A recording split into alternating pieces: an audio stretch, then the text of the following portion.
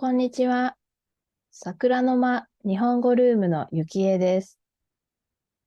この YouTube を見ている人は、日本語を勉強している人や、日本語に興味がある人が多いと思います。日本語教師の方も聞いてくださっているようです。いつもありがとうございます。今日は言語の勉強方法についてお話をしようと思います。言葉によって文法が全然違いますよね。例えば、英語は SVO の形。動詞は主語の後ろにありますね。日本語は SOV と動詞が最後に来ます。英語の場合、形容詞や名詞だけがあって動詞がないとき、is、am、are などを使います。日本で英語を勉強するときは、is, am, are を be 動詞と言います。もしかしたら、英語ネイティブの方は、これを動詞として認識していないかもしれませんね。私たち日本人は、学校で be 動詞と習うので、is, am, are は動詞として認識しています。動詞や be 動詞が変化して時制を表すのが普通だという認識をしています。合っていますかね？これは be 動詞は日本語で言うですの働きだと思います。そのためかですを翻訳すると is と出てきます。日本語のですも形容詞と名詞だけにつきます。副詞などにもつくことはありますが、一般的には形容詞、名詞につきます。勉強方法のことですが、人それぞれ合うやり方が違います。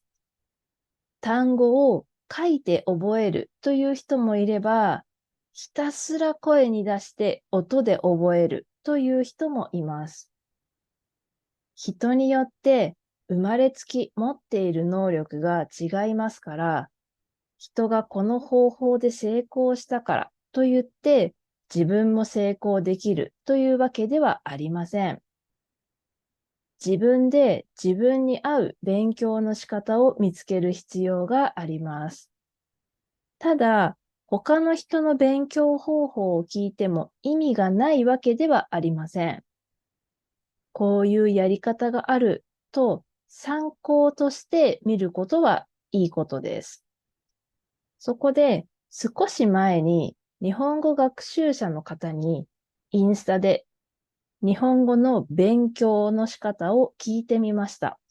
それを今日は共有したいと思います。日本語学習者の方は日本のアニメが好きだという方もとても多いです。そのためアニメを見て勉強しているという人が多かったです。アニメや YouTube を見て勉強している人、音楽の歌詞を聞いたりして勉強している人もいます。とても有名なデュオリンゴというアプリで勉強している方も多かったですね。教科書やオンラインの日本語の先生に教えてもらっているという人もいましたが、今回アンケートを取った結果では、アニメや YouTube などの動画を見ている人が多かったです。動画を見るという方法はとてもいい方法だと思います。私は以前3ヶ月だけですが、韓国に留学したことがあります。その前は日本で一人で教科書だけで勉強していました。韓国に留学した時には、レベルは A の2、初級の2ぐらいのレベルだったので、初級2のクラスに入れてもらいました。でも、先生やクラスメイトの話を全然聞けなかったし、自分から会話をするっていうこともほとんどできませんでした。日本の学校での英語教育も、この私と同じで、学校で英語を勉強しても、ネイティブの言葉を聞いたり、話したりすることができません。これはどうしてかわかりますか？すべて教科書で文字を見るだけの勉強しかしていないからです。日本の学校では日本人の先生が教えてくれます。発音は完全にジャパニーズ・イングリッシュ。日本語の発音で英語を教えてもらいます。ネイティブの先生が来て教えてくれることもあるんですが、普段は日本人の先生が教えてくれますから、普段ネイティブの発音を聞いていない学生たちにとって、ネイティブの先生と話すというのはとてもハードルが高いです。もちろん聞くことができませんから会話をすることはもっとできないです。私が中学の時の英語の先生はネイティブの方の言っていることがわからなくて話しかけられても笑ってごまかしていました。このように日本の英語教育や私が行った韓国語の勉強は文字でのインプットはできていて単語や文法を知ることはできました。でもアウトプットや発音を聞くっていうことに慣れていなかったので聞くこともできないし話すこともできませんでした。言語を勉強していても、ネイティブと会話ができなければ意味がありませんよね。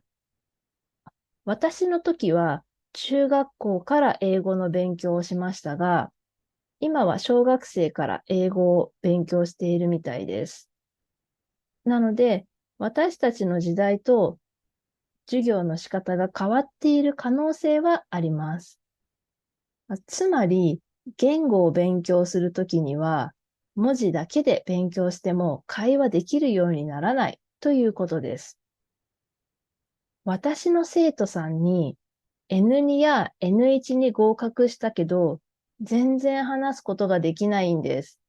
話せるようになりたいからレッスンをしたいですと言ってくれる方がいます。反対に、まだ JLPT を受けたことがない。今 N4 を勉強しているという人でも、本当に N4 ですかというぐらい会話がとても上手な人も何人かいます。文法や単語を知っていて、その言語のレベルが高い人でも会話が上手にならないという理由は、テストのための勉強しかしていないからですよね。これはどの言語も同じだと思います。テストのために机の上だけで文字を見て、少し言葉を聞いて勉強しているだけでは、コミュニケーションを取れるような言語の身につき方はしません。一方で、テストには興味がないけど、日本が好きだから会話が上手になりたいという人は、アニメや YouTube を見たりして、日本語をネイティブの発音でインプットして実際に使っています。積極的にアプリなどで日本人の友達を作って会話をしている人は本当に上達が早いですし、語彙もどんどん増えていきます。そして発音も綺麗です。さっきも言いましたが、言語によって様々なルールがあるし、表現の仕方が違います。例えば、これは私も最近知りましたが、英語で yes and no は日本語に訳すと、さあどうかなとなるそうです。これを日本語に直訳すると、はいといいえですね。はいといいえと言っても、日本人には通じません。はいといいえ、どっちってなってしまいます。ね、このように、母語が邪魔をして勉強している言語に影響が出るということがあります。これは仕方がないことですよね。だって、基本的には私たちの脳の中は母語でできていますから、母語を勉強している言語に変換してから言葉を発します。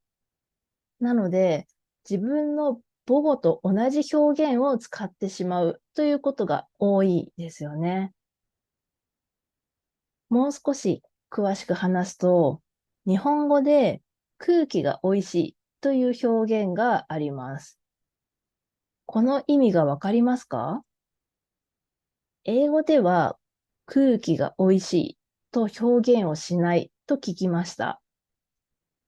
中国語では同じ意味で空気が甘いと表現すると聞きました。日本と中国ではちょっと言葉の言い方が似ているので推測すればわかるかもしれませんが、英語で air are delicious と言って通じますか？ちょっとね、今の、私の発音が悪いので、ちょっと発音でわかりませんってなるかもしれないですが、air are delicious と言って、英語のネイティブの方は通じますか？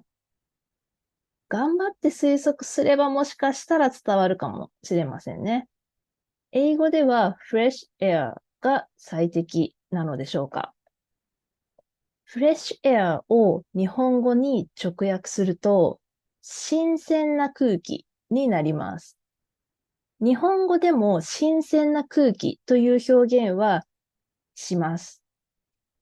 ただ、これは新しい空気という意味になるので、例えば部屋の空気を入れ替えて、外から新しい空気を部屋の中に入れたという時に使います。空気が美味しいという表現は、空気がきれいという意味ですね。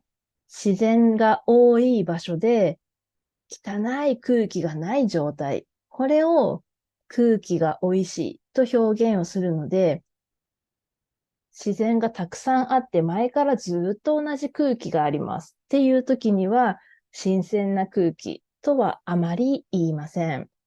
これは一部の例ですが、他にも直訳すると意味が全然通じない言葉があります。私はインスタグラムで日本語初心者の方にも見てもらえるように英語翻訳をつけているのですが、それは翻訳機を使っています。なので、えという言葉の時に picture と翻訳されることがあります。いやいや、翻訳機さん、前後の言葉で推測してよって思うんですが、まあこれはもう機械、AI ですからね。人間的な推測力がないのは仕方がありませんね。これだけなら私でも直せるんですが、他の言葉や表現になると翻訳機に頼るしかありません。英語がわかりませんから。なので多分私がインスタで投稿している英語翻訳は意味がわからない言葉とか、ね、英語ではそんな表現使わないよっていう言葉が多いと思います。英語や他の言語での YouTube を日本語字幕で見るときも同じです。直訳されていたりとか、意味が全然わからない言葉がよくあります。AI が直訳してしまっているせいですね。何を言いたいかというと、言語によって表現が大きく違うので、直訳できない場合も多いっていうことです。初級のうちは翻訳をしても大きく違う表現が出てくることはありません。だから初級の人は N 語、N4 の文法や語彙をしっかり勉強することが大切です。もちろん初級でも、なんか自分の国にはない表現だなとか、自分の国の言葉ではすべて一つの文法で言えるのに、日本語ではたくさんの言い方があるという文法も出てきます。ただ、初級に関しては、すごく細かいという文法はあまりありませんので、N5、N4 の文法、語彙をしっかり勉強して、しっかり身につけるということは大切です。初級を勉強していくと、少しずつ、日本語ってこういうものなんだ。こういう表現なんだ。日本の表現ってこんなに細かいんだ。っていうことに気づいていきます。初級をしっかり身につけた上で、中級以上、N3 以上の勉強をすると、日本語の表現っていうのは細かいっていうことがわかるので、勉強しやすくなると思います。日本語の勉強がどんどん進むにつれて、日本語には曖昧な表現や細かすぎる表現があって、学習者を苦しめることが多いと思います。それは日本の文化ですね。日本人って曖昧な表現を使うことが多いです。ストレートに言われることがあまり好きではない人種なので、文法の中にも曖昧な表現が数多くあります。そう。言語を勉強するって文化を勉強するということですよね。私も韓国語を勉強したこともあります。今、少しずつ英語も勉強している途中です。それでもやっぱり日本語に直訳するとこの言葉なのに、どうして英語だとこれを使うんだろうっていう言葉もたくさんありますし、例えば take とか make という言葉一つでいろいろな意味がありますよね。日本人はそれにとても苦労します。私がおすすめをする勉強方法は、初級のうちから日本人の先生に習うことです。日本語がわからないのは当たり前です。日本人の先生はプロです。なので、初級の人でもわかるように教えてくれるはずです。私たちが母語を身につけたときは、いちいち、これはこういう意味だよ。文法はこの時に使うんだよって教えてもらって身につけたわけではありませんよね。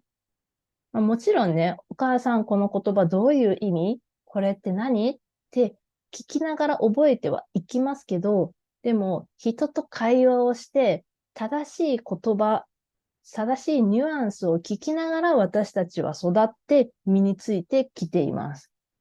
だから私たちは日本人ですけど、聞いたことがない日本語は聞いてももちろんわかりません。でもずっと使ってきた言葉は、もう細かいニュアンスまでしっかりわかっています。日本語を勉強している理由は人それぞれあると思います。試験に合格したいからです。大学に行きたいからです。就職したいからです。日本人と話したいからです。もちろん、いろいろな目標があるんですが、テストに合格したいっていうのが最終目標っていう人はいませんよね。そのテストはじゃあ何のために受けるんですかと言ったら、その先に日本で働くため、日本の大学に入るため、いろいろありますよね。ということは、その先にはコミュニケーションが必要ということですね。なので、そのコミュニケーションを重視した勉強をしていけば、JLPT も合格はできるはずなんですよ。日本人が JLPT を受けたら当たり前ですけど、多分合格します。もしかしたら N1 は合格できない人もいるかもしれません。N1 は日本人でも使わない言葉があるぐらいなので、まあ、でも大半の人は合格できると思います。だから、コミュニケーションができる能力さえあれば、JLPT は合格できるはずなんですね。なので、試験のための勉強だけ、もちろん文法を勉強することは大事です。ネイティブじゃないから、どんな時にこの言葉を使うのか、どんなニュアンスでこの文法を使うのかっていうのは勉強する必要はありますけど、その使い方を知ったら、とにかくそれを使う。その文法を使った言葉を聞く。これが一番です。たくさん例文を見たり、たくさん自分で例文を作ったりして、どんな時に使うかっていうのを身につけていくのが一番大切なので、もう机の上だけで勉強をしていても身につくことはありません。と私は思っています。自分の経験上からも、やっぱり書いて覚えるだけとかだとなかなか覚えにくいので、もう使って使って間違えて使って間違えて使って間違えて使ってで、やっていくのが上達には一番の近道だと思います。まあね、言語の勉強って、もちろん正解はありません。もう言語オタクであれば、めちゃくちゃ細かいニュアンス、これとこれの違いは何ですか？これとこれの違いを教えてください。もちろん言語オタクであればそれはとてもいいと思います。自分が好きでやってますからね。私はこれとこれの違いがわからないと絶対使えないんですっていう人がいれば、それは知った方がいいです。でも、普通に会話をしているときに、これはこういう意味だから、これはなんかこういう気持ちの時だから、こっちを使おうとか、まあ、例えば、せいでとかおかげで。これはちょっとわかりやすいと思うんですけど、まあ、せいでは何かが理由で悪い結果になった。おかげでは何かが理由でいい結果になった時ですよね。で、これは、自然に使えるものですね。もうニュアンスとして、おかげではいい結果、せいでは悪い結果っていうのは、日本人は体に染みついているので、先生のおかげで今日助かりましたよとか、まあ、あなたのせいで試合負けちゃったじゃんっていうのは自然に使うことができます。今日先生が、助けてくれたから、もう私はすごい良かった。で、すごいいい結果だったから、これは、おかげでだ。とか、あー、なんか、あなたが失敗をしたから、試合に負けたわけ。だから、これは悪い結果でしょ？じゃあ、せいでだ、せいでだ。あなたの、せいでってこんな使い方絶対しないですよね。はい。日本人はこれをたくさん使って、時には間違えて使って、でも、それを直されたりとか、いろんな人と会話をしていく中で、もちろんドラマやアニメを見ていく中で、あれせいでせいでって全部なんか悪いニュアンスだなっていうのは考えたわけではなく、頭の脳に勝手に入ってくるものですね。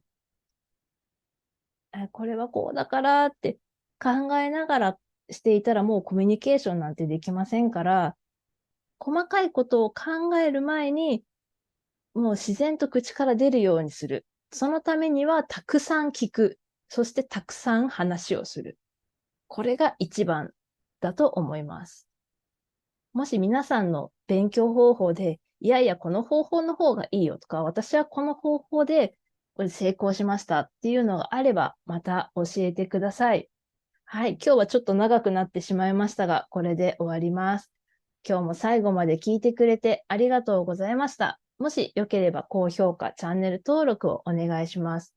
それではまた次の動画でお会いしましょう。さようなら。